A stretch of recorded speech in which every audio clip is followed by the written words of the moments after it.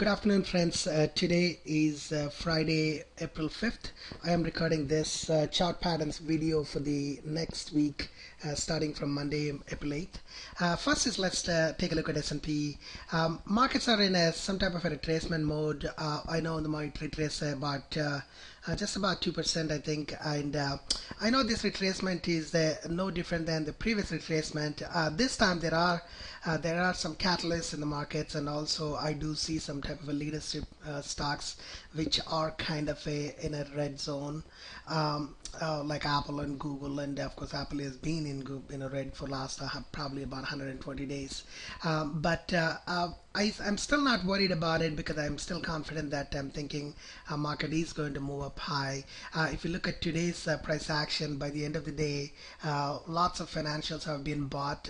That means there is a lot of people who are waiting for dips to buy. So I guess with that respect, I haven't bought anything in this week. I'm still maintaining some of my positions, and I'm going to wait and see how it reacts it in the next 1 or 2 weeks, and before I actually start taking newer positions. But at this point, S&P, I think I am still on the track to thinking that it's going to go to 1607 level. But I guess there's another thing. Of course, there's some other people been talking about it. Is one of this.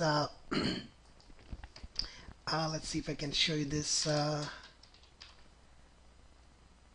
Yes, this is the weekly pattern. I'm going to bring it in. This is the a rising wedge pattern. In the rising wedge pattern, there's still, market actually broke out on the top side of its trend line, so it's moving up. So, in order for this pattern to really materialize, the price needs to trade. First of all, it needs to trade below the top trend line, and it needs to comfortably come inside. And the second is the confirmation actually comes only when the price trades below this, below the last pivot, which is about 1340 or so, which is quite far from here, and about 207 points from here, and I'm not expecting anything like that to happen. But we do see some type of catalyst, and maybe these retracements are kind of a healthy too. So let's wait and see how this works out. Let's look at next one is gold.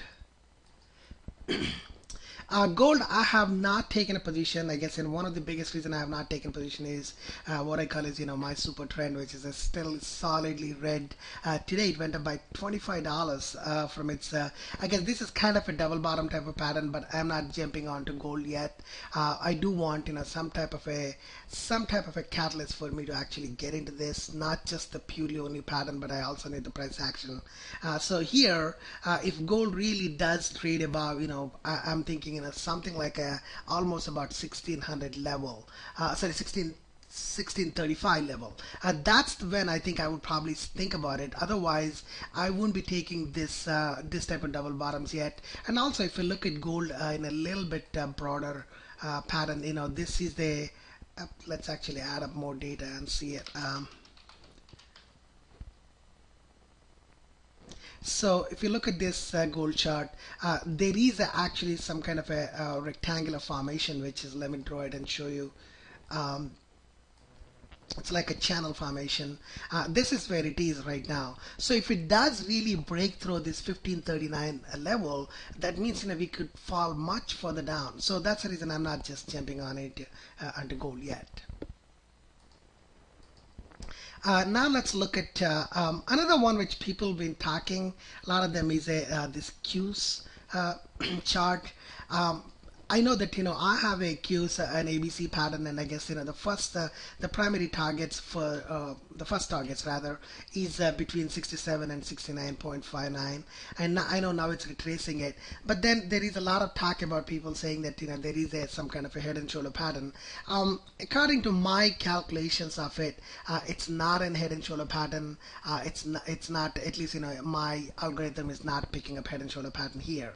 So I guess it's not because I think I don't like this retracement, the right side shoulders and the left side shoulders reaching very close to the top, and that's the reason I think my algorithm is not picking up. But there is some talk. I guess if it does break through this 200 period moving average, which is about 66.50, then I think I'll be a little bit concerned. But I'm expecting it to actually support this price range and probably move up high. And if you look at it, technology is quite weak too. Okay, now let's look at QM. QM has been in a incredible. I guess it's probably a good thing that it's coming down because for the summer, for the driving season, I think the prices may be low at the pump, which is probably good news. But what's happening here is it has a it also has a. Let's see if I can bring this chart.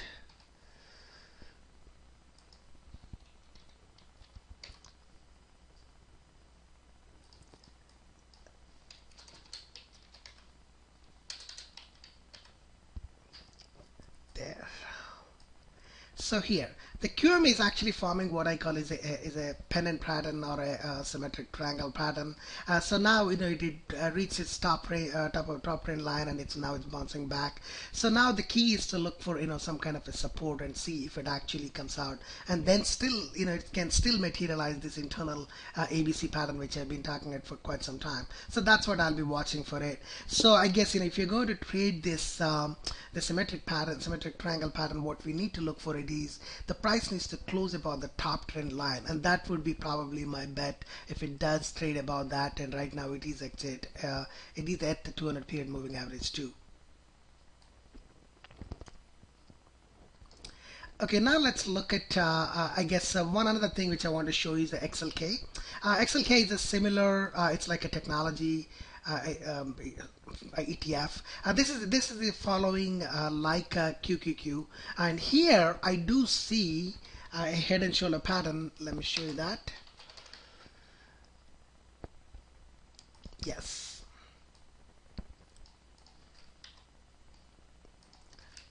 Yeah, I gotta bring this on from a different chart. Okay, here. This is a head and shoulder pattern which is actually forming it. It is like QQQ, so but I don't see Qs as being, maybe it's probably like there's maybe a small percentage which is probably making an act. And this is a kind of a proper head and shoulder pattern, but head and shoulder patterns cannot be traded, until they cross below the neckline. And the neckline is $27, and right now 27.20. That means the price needs to close about $2 from here. That's quite a bit of range in XLK to happen, and if it does happen, then XLK may be forming a head and shoulder, but until then I won't be acting upon it yet. So now let's look at the topic is, of course, everybody talks about Apple. Today also Apple, let's just remove this couple of these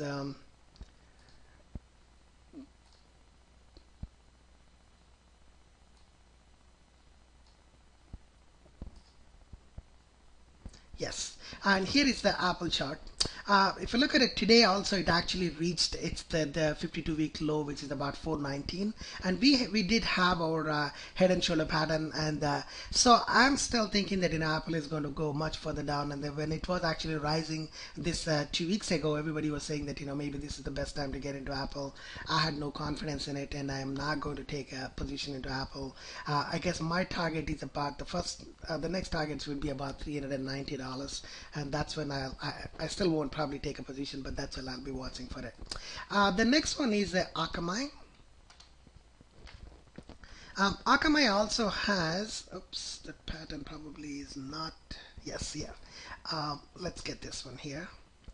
This is the head and shoulder pattern in Akamai. Akamai's earnings are on April 24th. So this is now it actually closed it's actually just closed above the neckline. So I guess what I'm expecting it is if it does close below this neckline, then my targets will be between $27 and $28, and that would be the first targets for the Akamai. The next one is Arun. Probably some of you know that I am trading Arun, and this is one of the good pattern to show you is again this one I'm trading it because of a inverse head and shoulder pattern here. In this inverse head and shoulder pattern, what's happening is usually it's not uncommon for the price to trade above and then come back and retest its neckline, and that's what I think it's called a throwback. So I guess it is right now it is about 23.19. I wouldn't be worried about this here yet. I would be start worrying if the price starts closing below this below this 200 period moving average, and then I would think that maybe it's probably failing. The confirmation of the inverse head and shoulder failure actually comes when the price closes below the right shoulder's low. In this case it is about 1765. So I guess that's what I'll be watching for it, and I do have options, so I guess have a couple of months of lead time, so I guess I'm not worried about it. And if market takes off, and I think other networks will work out. I guess one of the biggest reason is if you look at the network stocks, like the Juniper or a Cisco or they're tanking, because if you look at what happened to the F5. F5 actually probably fell like $17-18 today, and this one had I guess you guys probably know that it's an inverse head and shoulder pattern, but luckily it didn't work out, and of course that's the reason that you got to be careful with head and shoulder and inverse head and shoulder pattern. They're very powerful, but they need to be actually, you need to trade it with the price action. You need to trade it at least a couple of conditions must be true before you actually take a position into these head and shoulder patterns. So now let's look at what's happening with Bank of America. Bank of America has a pretty strong ABC pattern. Let's see, did I turn off this one? I might have. Yes. It has actually two types of an ABC pattern. If you look at one is a larger ABC pattern, and the second one is an embedded smaller ABC pattern, and that's how it's actually forming. But one another pattern which is developing in this is what I call it is a bearish bat pattern. Although I'm not saying that the bearish pattern is not actually it's going to effectively work here, but the primary area what I wanted to show you is if you look at this, this is it's a bad because it only retraced the B point, retraced about 50% of its XA level. So this is the one I'm looking at. It is this level, this is the B point, and this is where it only retraced 50%. And right now, of course, the trend is it's just falling because of the markets. But on the other hand, I'm not expecting it to actually trade from a bearish perspective, because I very rarely trade bearish patterns, bearish X5 patterns when they are only retraced. That means I'm actually expecting while I look for prices to trade above this X level. That means when they become extensions, then I'm interested in trading the bearish patterns, but not when they are only retraced. That means the current price is within this XA zone, and that's the reason I don't care for it. I know, but I thought that I would just show it to you.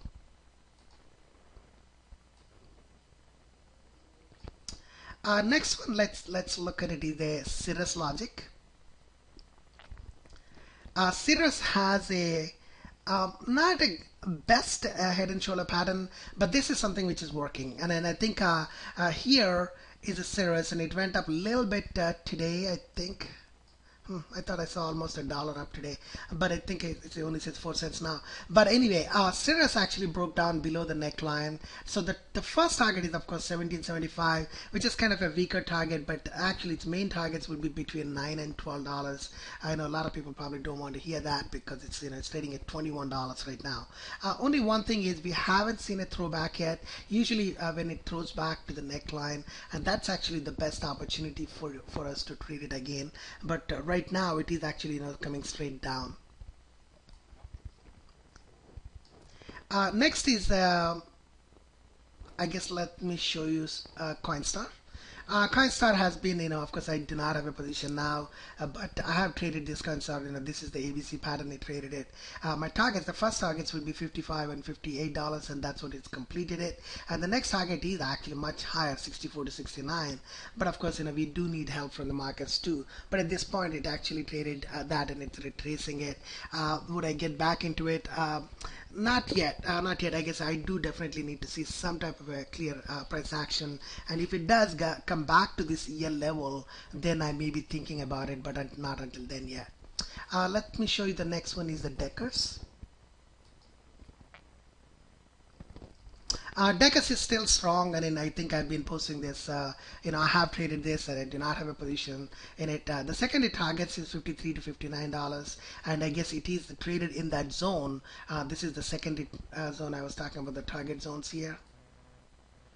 It has traded in that zone, and the first target is right here. 43 to 40, 46, I guess. But I guess right now it's probably showing some type of a just a weaker market action, but it's not so much. It only fell like about 35 cents today. Now let's look at another pretty strong stock, which I have completely missed it. I'm not sure why, but I guess eBay. eBay is still showing pretty strong, and I think because they're doing a really great strides with PayPal. Seems like, and it's been a fantastic business, and it seems like it has absolutely no opposition whatsoever. So because of that reason, I think eBay and PayPal are doing pretty well. I don't have a position in eBay. This is something which I wanted to show is a Facebook. I do not trade Facebook, and Facebook is actually not part of my portfolio. But one thing I wanted to show you is Facebook is kind of showing its showing strength in the last few weeks, and I think now there seems like a little more serious trying to get into mobile, and I guess probably that may be the future for them. I think so. Right now, what's happening is it is actually an ABC pattern, which is a pretty good retracement of $57, and it actually the trigger is about 26. 30 cents. I guess if you guys are trading it, I'll be cautious because I'm not thrilled to trade Facebook kind of stocks. But I think if it does, then the targets will be between 33 and 35. But as I said, I do not have a position in Facebook. Next is the GD, General Dynamics. This stock actually kind of scared me last week because I do have positions in General Dynamics, and I've been trading it since I guess $67 or so for at least a couple of weeks. My targets is 71 and 73 because the last I think in this week I think it fell like 2 days pretty big, and its earnings are due on April 24th too. So my targets would be 71 and 73 in GD. Next one is Intel. Unfortunately, I do have a position in Intel, and I am still waiting for it, but I don't have. I think I have a position for if I'm not wrong, May or June. And so my targets is 22 and 23 in Intel, and I'm still maintaining that position. So here is an ABC pattern, and usually these type of things, when market action is weak, it will come down. But if you look at Intel, it has been significantly weak. Entire market, rallied last probably since October, and but of course Intel has not participated in it. And the next stock which I wanted to show you is a Nordstrom. Nordstrom has an ABC, and it is showing it's a pretty good ABC. I guess the first target range would be between 55 and 56.5, and the next targets would be 59 and 61.5. So right now it is actually trading very close to its first target zone, and that's because of an ABC too. This one I do not have a position. It's called Mellanox Technologies. This is the one which actually, if you guys look at its stock, and from entire 2012 it went up straight up, and then it fell probably about 85% of its it retraced it back, and now it's kind of showing its some type of a ABC price action. This itself is not a great candidate for me to trade it yet, but I thought I would show you is that this may result in a probably upside, but I do need to see a couple of more, maybe like almost next week or so, to see a pretty good price action for me to even think about getting into it. The other one is Tiffany. Tiffany is